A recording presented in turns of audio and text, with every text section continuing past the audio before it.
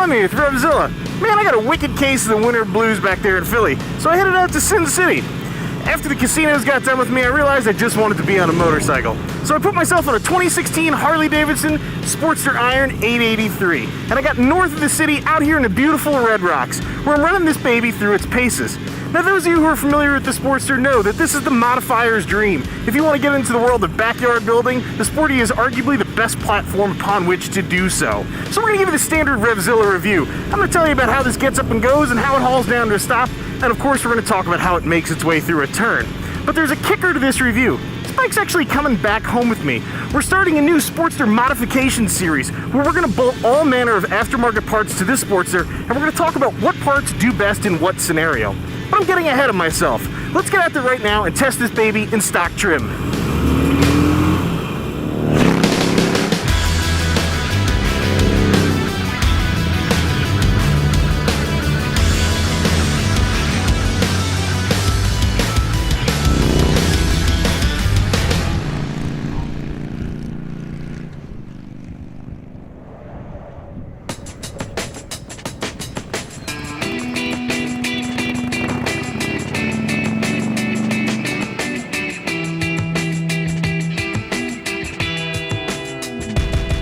The Harley Sportster was born in 1957 when Harley graced its K model with a new overhead valve engine. The recipe was pretty simple. They took a nimble, short, light handling frame and put a peppy, unitized motor inside of it. The result was probably pretty predictable: instant success. It's such a good recipe, in fact, that nearly 60 years later, so many riders call the Sportster the perfect bike for them. Sure, the bike's been modernized over the years. For instance, this sporty iron you can see here has a keyless ignition fob and optional ABS. But really, this bike stayed pretty true to its roots. Perhaps it's for that reason that so many generations of riders have thought that the Sportster was the perfect bike for them. New riders, returning riders, and even some seasoned vets. Now, if you're considering a Sportster for yourself, you should probably know the Sportster Iron in particular is a great bike for those who have a short inseam. Just because you don't have long legs doesn't mean you don't want a cruiser that packs a little bit of punch to it. And you also probably don't want a bike that's particularly tall or unwieldy. Now, if you're looking at the Sportster Iron, you're probably checking out some other bikes too. For instance, Honda offers the Shadow Phantom, which is almost uncomfortably close in appearance to the sporty Iron. If you're into air-cooled motorcycles too, you might be checking out a Yamaha Star Bolt. Air-cooled motorcycles offer a simplicity of service and aesthetic appeal that can be hard to match from a liquid-cooled motorcycle.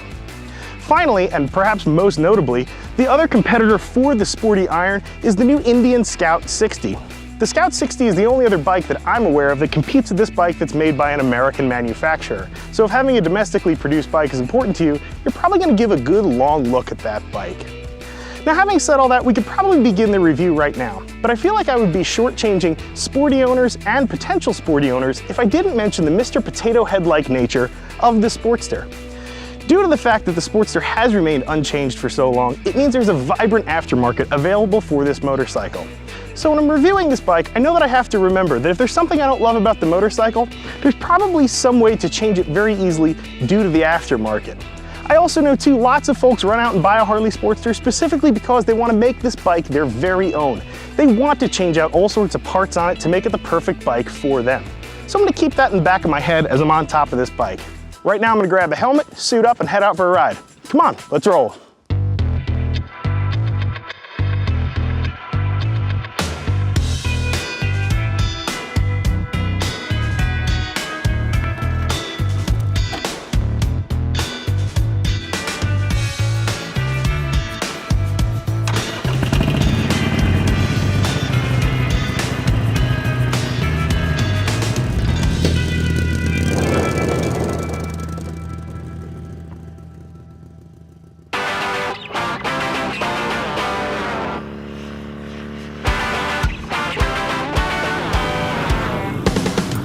Now that I'm on the Sportster, we can talk about what's in the Sportster. The 883cc V-twin has plenty of punch. It's enough to keep new riders entertained and also some old salty dogs too. There's a lot of power here in the area where folks use it on the street, low in the rev range, lots and lots of torque. But it's not all peaches and cream on a Sportster. Look down here by my toe. You can see that my exhaust pipe and my front motor mount are covered in motor oil. Harleys aren't known for being the most oil-tight bikes around, and unfortunately that's sort of the case with this iron too. Just one of those things you have to live with if you love Harleys. One of the other things that makes riding a Harley kind of a visceral experience is how loud the motors are. This iron is a very loud bike, and I'm not talking just about the exhaust, I'm talking about the engine itself. Look here, you can see the pushrod tube covers. That's right, this is a pushrod V-twin. This thing is making plenty of mechanical noise in the valve train. One of the other things that keeps the engine a little bit on the loud side is piston slap. You'll hear that from time to time. Look down here, see all those fins on the engine? It's air-cooled as well, which means that they build these a little bit on the loose side and you will hear some piston slap. Now some of you may think that the build quality is suspect because of that, and in fact it's actually quite the opposite. It's those loose tolerances that allow Evos to live happy and long lives. It's part of the reputation that the Evo has earned for itself as a very, very bulletproof motor. Now all that power comes through a 5-speed transmission. Here, check this out while I shift. Hear that clunk? There's a big clang that comes along with a Harley shift. I like to say that Harley-Davidson transmissions are a lot like black licorice. You either love them or you hate them. If you're used to that precision click that you'll get with a metric bike, it's a totally different story on a Harley-Davidson. These things clang into place. It's kind of like shifting an old Alice Chalmers. Now when it comes to stopping duty, the Sportster is kind of a mixed bag. You can see up front here, we've got an 11.5-inch rotor squeezed by a twin pot caliper. Same setup out back, except we have a 10.5-inch caliper. Now these aren't the greatest brakes in the world, but they're totally commensurate with the going power of this bike. Stopping power is right in line. Nobody's going to confuse these with Brembo monoblocks, but hey, there's pretty good feel at very least because of these braided lines that Harley thought to put onto the motorcycle from the factory. One less thing you're going to have to upgrade. From there, handling is really the next thing on everybody's mind. Now, Sportsters are not all created equal. I happen to think that the Iron 883 is the best handling Sportster you can currently buy from Harley because of this front tire. Look at that baby. It's 19 inches, but it's nice and skinny. Tips into a turn easily. This goes wherever you point the motorcycle.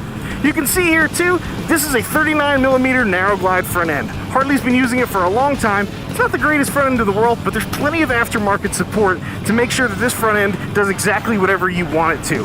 Now out back, of course, we have new for 2016 preload adjustable shocks.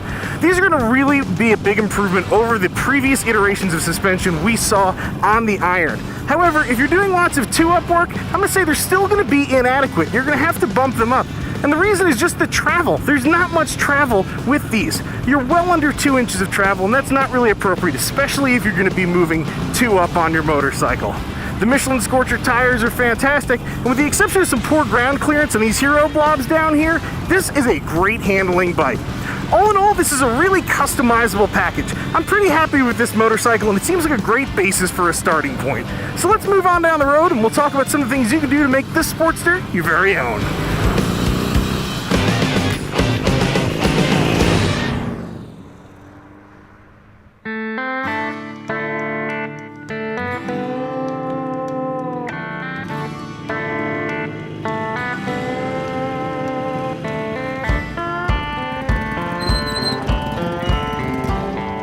Now, as we just demonstrated, the Sportster is a pretty competent motorcycle, but that's not to say that improvements can't be made.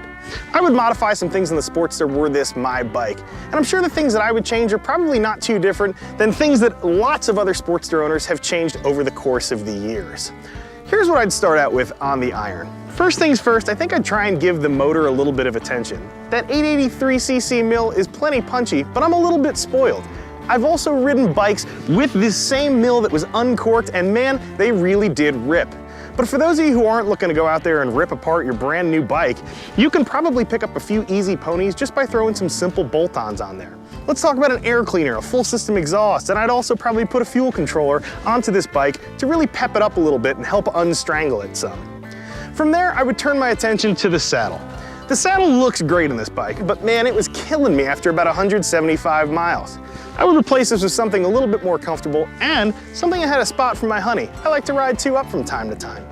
If you're considering putting an Iron in your garage though, you should know that it's not just a 2-up seat you have to buy. There are no provisions on here for a set of P-pegs. So not only do you have to mentally account for a set of passenger pegs, but you're also going to wind up purchasing passenger peg mounts. They don't come with the Iron, you're going to have to come out of your pocket to put a set on there. The final things I would modify on the Sportster are what I'm gonna call the little things. Stuff like where I touch the bike. Parts of me that interact with the motorcycle kind of needs to be modified so that it's personal and it makes me feel good when I'm on the bike. Now we're gonna address all these items and probably some more in our sporty modification series. Be sure to subscribe to us on YouTube so that you can catch all of the changes we make on our iron and find out how these parts work out and what might work well for your Sportster. As for me, I'm gonna head back inside and grab myself a sarsaparilla. Then I'm gonna cruise around a little bit more on some of the roads here in Nevada. I'm Lemmy, I'm out of here.